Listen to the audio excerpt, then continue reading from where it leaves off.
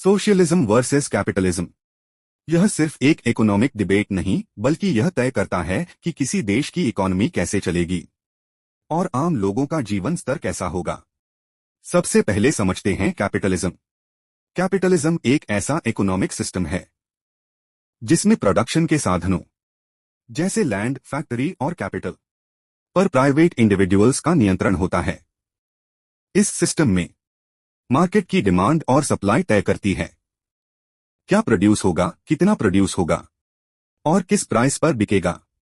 Capitalism का मुख्य उद्देश्य होता है प्रॉफिट कमाना। इसी प्रॉफिट मोटिवेशन के कारण कंपटीशन बढ़ता है, इनोवेशन होता है और इकोनॉमिक ग्रोथ तेज होती है।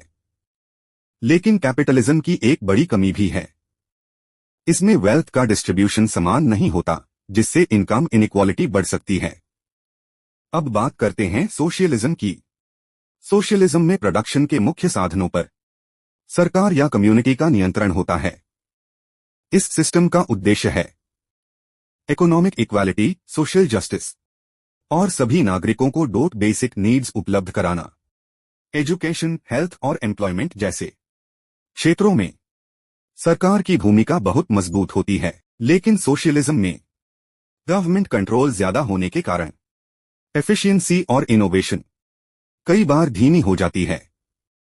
अब सवाल उठता है, तो फिर सही सिस्टम कौन सा है? असल में कोई भी इकोनॉमिक सिस्टम पूरी तरह परफेक्ट नहीं होता। इसीलिए भारत ने अपनाया है मिक्स्ड इकोनॉमी मॉडल, जहां कैपिटलिज्म की ग्रोथ पावर भी है और सोशलिज्म की वेलफेयर थिंकिंग भी।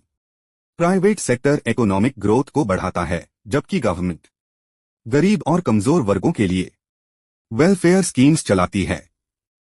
अंत में यही कहा जा सकता है कि आज के समय में सबसे जरूरी है ग्रोथ और इक्वालिटी के बीच एक सही बैलेंस। अब आप बताइए, आपके अनुसार सोशलिज्म बेहतर है या कैपिटलिज्म?